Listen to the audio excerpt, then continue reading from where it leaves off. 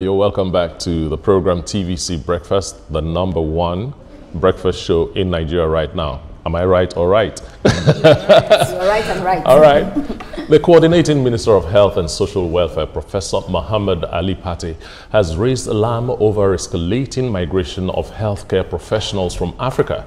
According to the minister, more than 16,000 Nigerian doctors have left the country in the last 5 years, or 5 to 7 years, with nurses and midwives are also emigrating in significant numbers.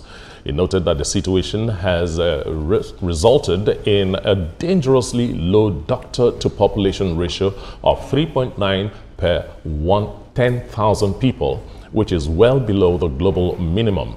He has now called on African nations to develop a continental compact on workforce mobility anchored on shared standards, ethical recruitment, investment in training, amongst others. We just have to look at this issue.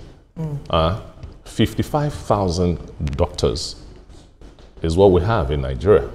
According to the health minister, 55,000. The population is around 220 million. It is definitely not enough. Absolutely, it is not. Because when you look at us, when you're talking about the ratio, 55,000 to over 200 million, then you know that the workload on each of these medical doctors is a lot. And filling the gap is another problem because of the time they spend in school. And then you must also look at experience, that you cannot necessarily replace someone like that. The years of experience also come to play. So we are in a dire situation as it is, because a lot needs to be done. How government will do it, I do not know. A particular hospital that I use, if you go there every year, you find new persons, a different set of doctors, and I'm wondering what is going on, because that hospital is good and they try as much as possible to provide welfare for their staffers. But then you still see these people leaving. They train some of the doctors, and yet after a while you don't find them. Just with what you said, I'm not going to mention the hospital name, but my personal hospital that I've been going since I came to Nigeria, I tell you, almost half of the staff are not there anymore. Like I go there, I'll say, where is my doctor? Where is this particular person? It's not there anymore. And this is really, really worrisome. But my own is that we always say that, why are they going? Why don't they love Nigeria? But do we ask questions that, are they being taken care of properly here? How is the situation for them like here? How is the healthcare situation for them like here? What is the reason that keeps making them leave? I think that is what we need to tackle first. Yeah. So it's just similar to what we talked about, earlier. Not all doctors that have left, that have jackpot, enjoy what they are seeing there. Because I saw a story of a lady who came back to Nigeria. She said she's now gone into farming, and people trended at a point. And then she said she wants a peace of mind. It's not about the money. People only think about money. What about you being in the middle of your family, in the midst of your family? What about you having being able to, when you make the little more you make, you're able to utilize it properly, and then you have your own sanity. She's big on mental, health. So that's to say that a lot of people are having challenges because some people work their body out. Don't let me use the other word. So they work themselves out, to deliver on, the mandates that they are given in that country. Yes, they have, some of them have this, visa. This visa program, this exchange program, going to US, going to UK. Doctors. Even US is also suffering from brain drain. Some of them are leaving their country to go to Cuba. Some of them are leaving their country to, seek greener pastures in Canada, etc. So every country, in the globally, they're feeling the impact. But what country is feeling it more? So, but then if you look at the amount of money that is being sunk into training our doctors, it amounts to $21,000. Who is paying? Government, Nigerian government. So we are losing at the end of the day. So if you look at 16,000 of them that had left, according to Minister of Health, Ali Pate, then we've spent more than $366 million in training. I want to say governors. I can assure you that the number of doctors that have left Nigeria are far more than 16,000. 16,000 is just a conservative figure. And when we are talking about things like this, I remember Ebola. How that doctor got infected. Why? Gloves. No gloves. You can't work as a doctor in that kind of situation. And so it's not just the money. And I even remember COVID-19, how we lost a number of them as well. Because of the needed equipment for them to work, and even having them work in certain conditions that were not really comfortable and convenient for them. So at that point, they now started talking about insurance, talking about their welfare.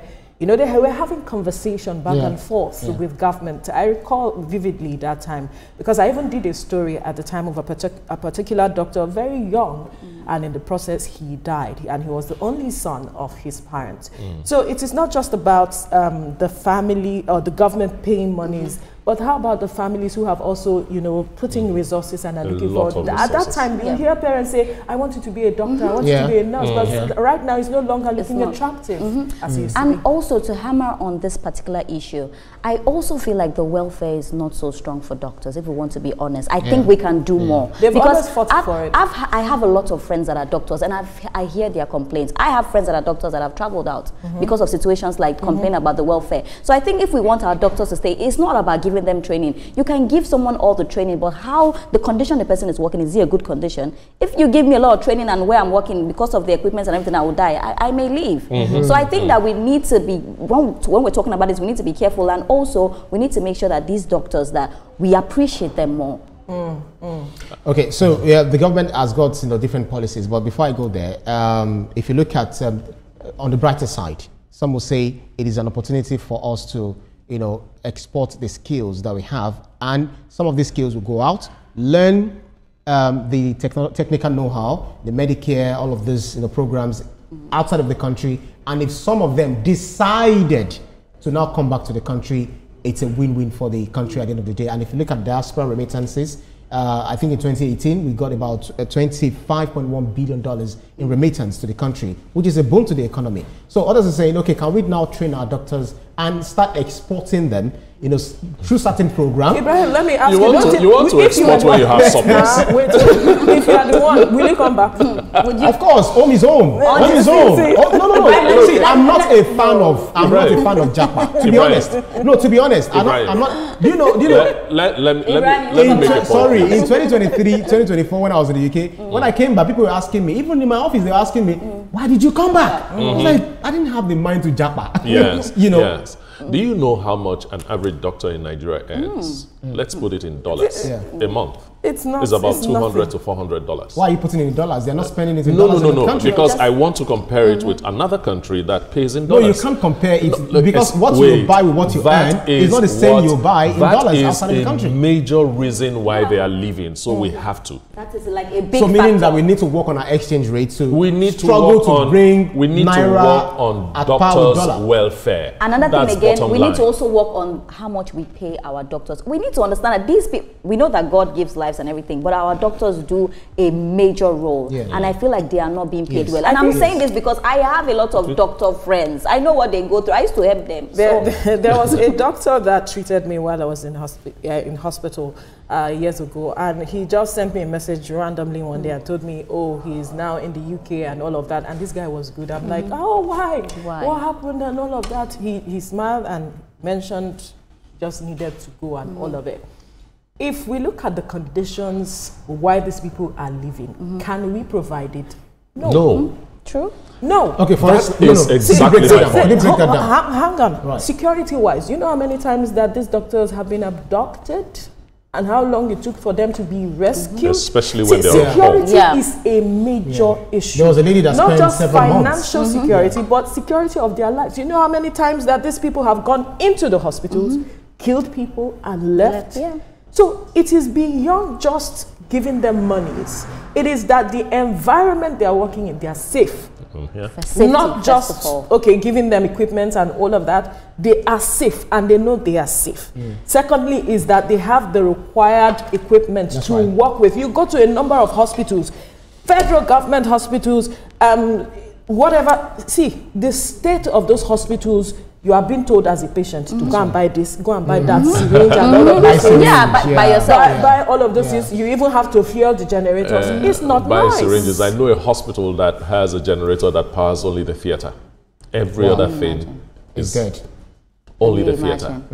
And it is manned by doctors.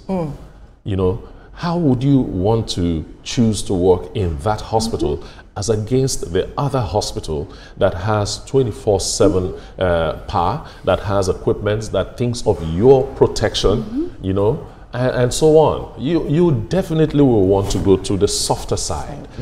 People like soft life. Soft being relative though, because they work for long hours, but they are willing to do that because they know that even when they earn those monies, they can spend it and they can see what they are spending it on, and they can rest. And I think in addressing this issue it has to be holistic. It doesn't have to be the health sector, because if you're talking about, okay, let's start giving doctors, you know, these subventions, let's start giving them these incentives for them to stay back. What about teachers?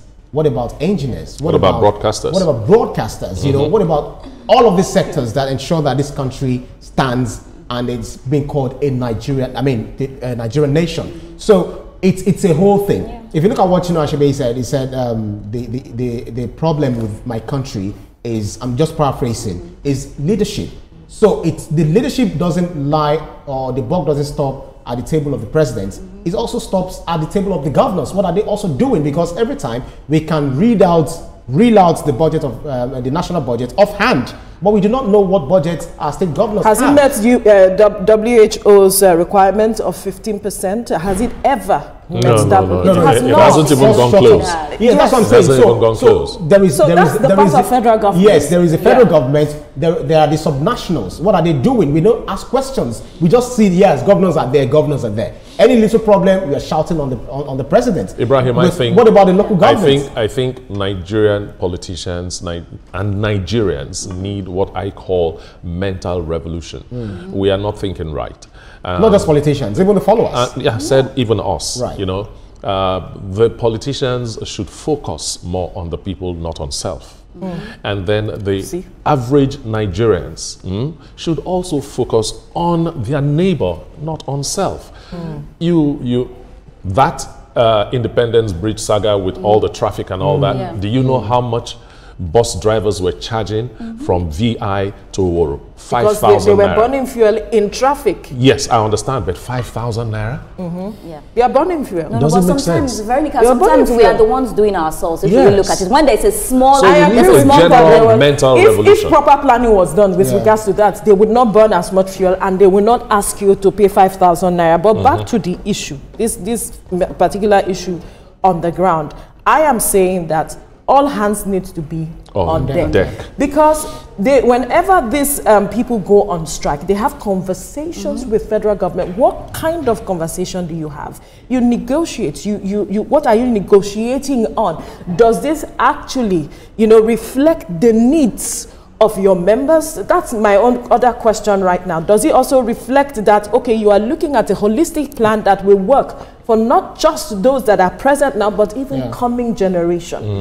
So it's everybody that has to be on the deck now to addressing whatever issues we need to address. There are doctors who still come outside of the country to Nigeria to work because they feel that, I have some responsibilities here. Especially, if you talk about Dr. Oni as well, I once had an interview with him. He has lived abroad all his life, but then he said, I want to give back home. So we still have people like that love Nigeria and are passionate about Nigeria. There was this men's clinic, our regular guests, who all he focuses on is the men. But I think the president's, this administration's plan, there's this national policy on health workforce migration, which aims to manage, harness, and reverse health worker migration.